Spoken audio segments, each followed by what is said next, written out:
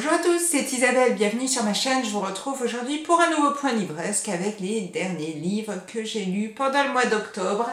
J'ai lu Soif d'Amélie Nothomb, paru chez Albin Michel. Alors, Amélie Nothomb, j'ai beaucoup aimé ses débuts, Stupeur et tremblement, Hygiène de l'assassin. Tous ces romans qu'elle avait écrits il y a maintenant un petit bout de temps. Et ensuite, il y a eu un petit passage à vide où je n'ai plus rien lu. J'ai eu ensuite envie de reprendre mes lectures des romans de cette autrice. J'ai lu Frappe-toi le cœur que j'avais bien aimé. L'année dernière, j'ai lu Les prénoms épicènes que j'ai beaucoup aimé. Et là, je me suis dit, bah ça y est. Un petit regain, j'aime Amélie Nothomb et j'attends avec impatience ses prochains romans puisqu'elle en sort un par an. Là, donc, arrive le moment où elle sort donc son nouveau roman pour la rentrée littéraire, Soif. Ma foi, la couverture, je ne savais pas vraiment de quoi ça parlait. Et la petite phrase de quatrième de couverture, pour éprouver la soif, il faut être vivant. Ça peut tout dire. Donc, je n'ai pas lu plus que ça. Après, je n'ai pas regardé d'avis pour voir ce que les autres en avaient pensé. Et j'ai commencé à lire. Et là, dès les premiers chapitres, je me suis dit, ça va pas le faire. Ça ne va pas le faire. On se retrouve dans ce livre avec Jésus. Jésus et ses apôtres, quelques heures avant que Jésus soit crucifié. Et donc, elle redonne comme ça un peu vie et corps à ce personnage biblique. Et alors bon, durant ma jeunesse, c'est-à-dire il y a un certain moment, je vivais en Bretagne et j'étais donc en école privée. Et quand je suis partie en faculté, je suis partie en école privée, ce qui fait que on avait tous les vendredis matins, ça n'a aucun rapport avec Amélie Nothomb, mais c'est un rapport avec Jésus, c'est qu'on se coltinait déjà 4 heures d'histoire de la Bible. Donc c'était assez dur déjà de choper ça le vendredi matin après les soirées étudiantes du jeudi. Et quand j'ai commencé à lire ça, j'ai fait ah non. Puis j'avais pas envie de lire Jésus, quoi. Franchement, j'avais pas envie de lire ça. Moi, je lis un roman, c'est pas pour aller... il y a quelque chose, sur Jésus, pourtant je suis catholique, je pratique pas plus que ça, mais voilà, j'avais pas envie de lire ça. Que j'ai vu que ça commençait à parler de ça et que ça allait durer tout le roman, je me suis dit ça va être dur, ça va être dur.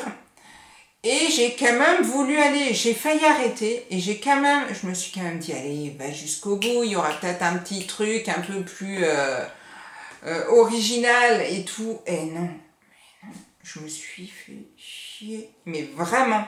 Alors, ce qui est dommage, c'est qu'il y a d'autres personnes qui m'ont dit « Oh là là, c'est le meilleur Amélie Nothomb que j'ai pu lire. » Et ben pour moi, c'était presque, parce que je sais pas, je me souviens plus de ces anciens vraiment que j'avais pas trop aimé, mais ça sera dans les pires que j'ai pu lire. Je suis désolée, mais peut-être que certains ont accroché, mais alors moi, définitivement no. Ensuite, du coup, j'ai voulu partir sur quelque chose que j'aimerais plus parce qu'on m'en avait vanté les mérites et j'ai lu Raison obscure d'Amélie Antoine, paru aux éditions XO. On est ici avec deux familles ordinaires, c'est le moment de la rentrée scolaire. On est donc avec les Kessler, dont la mère...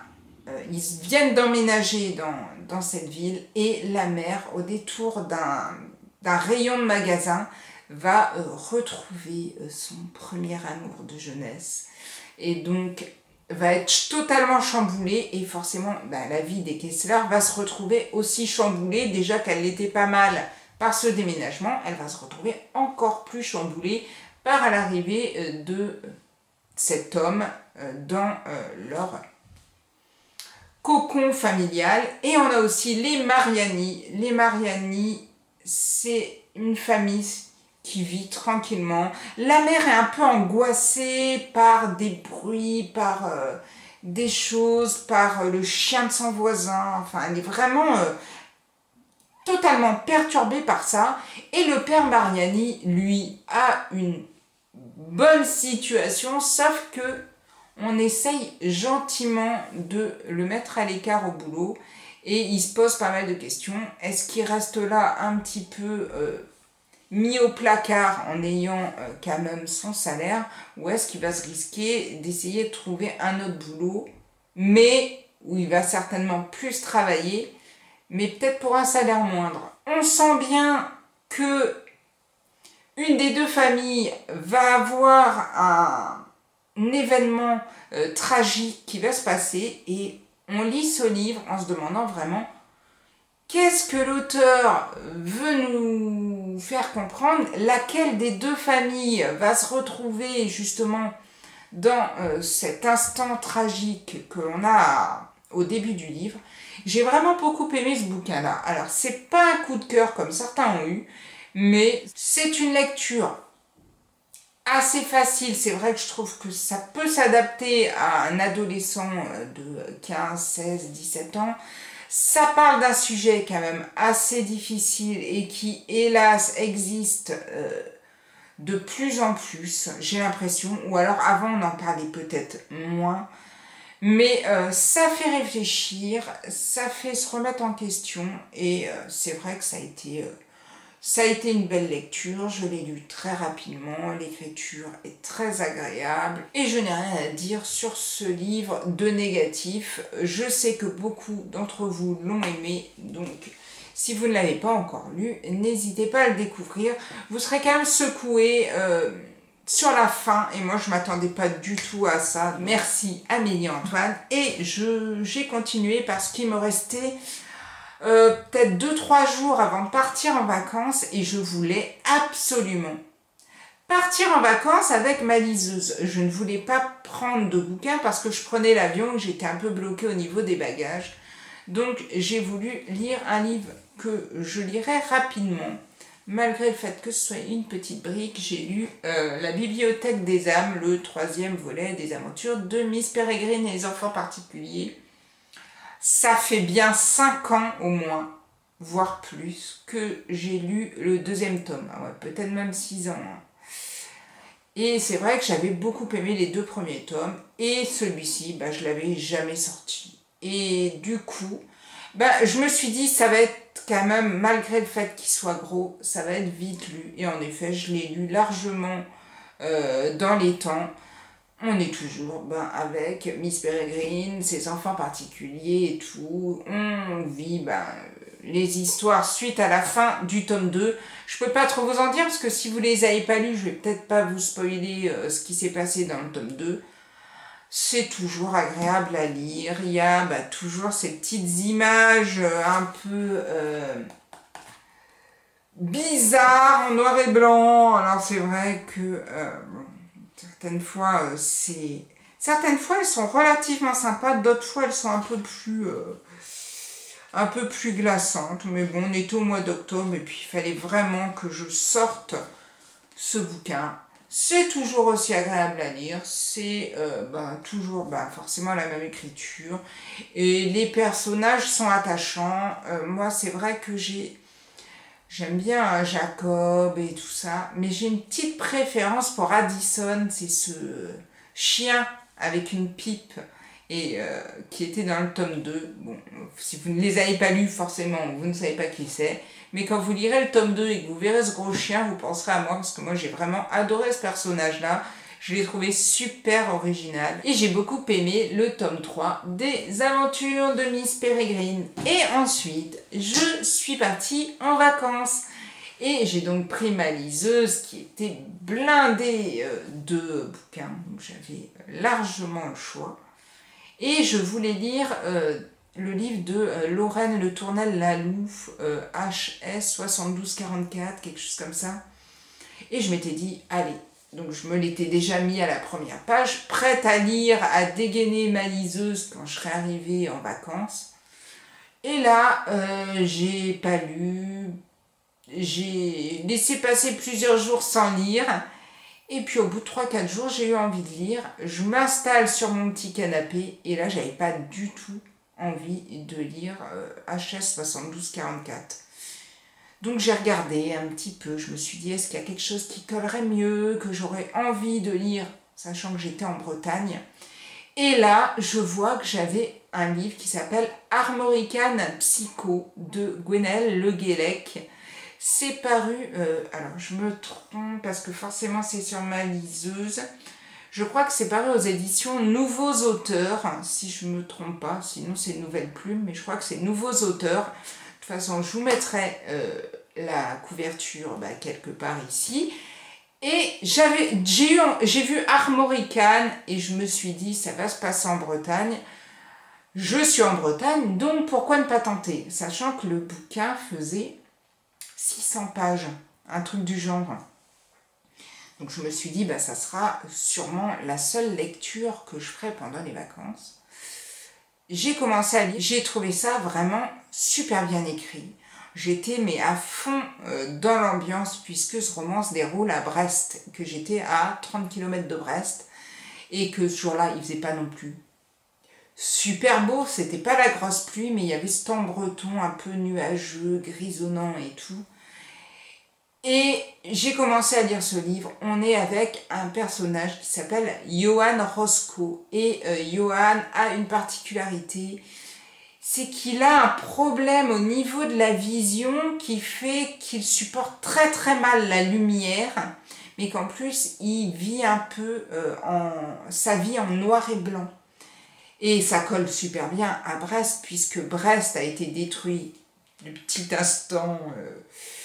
petit instant historique de la vidéo a été en grande partie détruite pendant la guerre 39-45 et donc a été reconstruite juste après la guerre pour une partie et a été donc reconstruite un peu, on va pas dire de façon très gaie. Il y a beaucoup de béton, beaucoup de façades grises. Et vraiment, on était dans cette ambiance. Et ce qui va arriver à ce brave Johann Roscoe, c'est que son meilleur ami, parce qu'il n'en a pas énormément, son meilleur ami, Claude Garec, va disparaître. Et donc la police va retrouver son numéro, va l'appeler.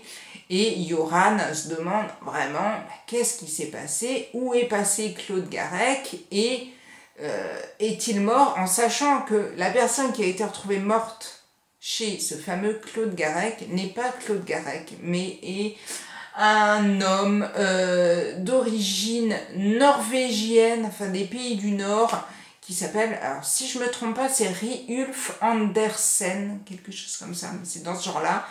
Et on se demande vraiment qui est ce Ryulf Andersen, qui est mort chez ce Claude Garec, qui a disparu, où est-il passé, enfin bref. Et on va se rendre compte que Ryulf Andersen n'est pas le seul mort, mais il y a un tueur en série qu'on appelle le tailleur de sel qui sévit sur Brest et qui va tuer plein de personnes d'origines différentes, pas de personnes qui semblent intimement liées les unes aux autres, des personnes de tous âges, des personnes aussi de différentes nationalités et on va se retrouver pris dans cette enquête et vraiment j'ai beaucoup aimé. J'ai beaucoup aimé parce que les personnages sont hyper attachant, que je connais vraiment bien la ville de Brest et que toutes les descriptions, tout ce qu'il en est fait, tous les lieux où Johann se perd, non, mais où les lieux où Johann se balade dans Brest à la recherche d'indices et sur la disparition de son ami Claude Garec et sur qui est ce tailleur de sel et comment le retrouver. Tout ça est tellement bien foutu que nous aussi on vit, moi je me suis vraiment pris dedans, peut-être parce que je connais Brest, mais j'ai été vraiment prise dedans et j'ai vécu moi aussi avec les yeux de Johann cette vision noir et blanc, cette vision très grise de la ville de Brest, cette tempête en plus qui s'abat justement au moment où ce tailleur de sel sévit, cette tempête qui s'abat et qui ne semble jamais s'arrêter sur Brest. Et après, on va quand même un petit peu décoller hors de Brest. On va se balader en Norvège, en Islande. Il y a vraiment pas mal de choses, toujours dans des pays où le soleil ne règne pas, hein, des pays où c'est très sombre, où le soleil vraiment se lève très peu. Mais j'ai vraiment trouvé que c'était vachement bien foutu. Et ensuite, on revient à Brest, enfin... C'était un roman pour moi, et pourtant, pendant les vacances, j'ai peut-être lu 150 pages. Je suis partie une semaine quand même. On ne peut pas dire que j'ai été super débordée, mais voilà, j'avais pas le temps de lire, ou quand j'avais le temps de lire, j'avais peut-être pas envie de lire non plus.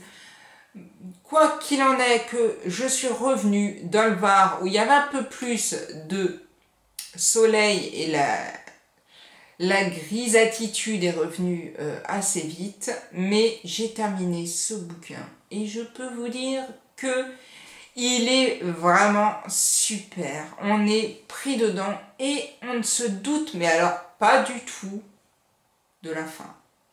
J'ai tout échafaudé, mais alors je ne me doutais pas du tout que ça pourrait tourner comme ça. Un super livre, je ne peux que vous encourager à le découvrir si vous tombez dessus et à partir avec Yoran à la découverte de Brest si vous ne le connaissez pas, ou à la redécouverte et vous laisser perdre dans les ruelles brestoises très grisonnantes.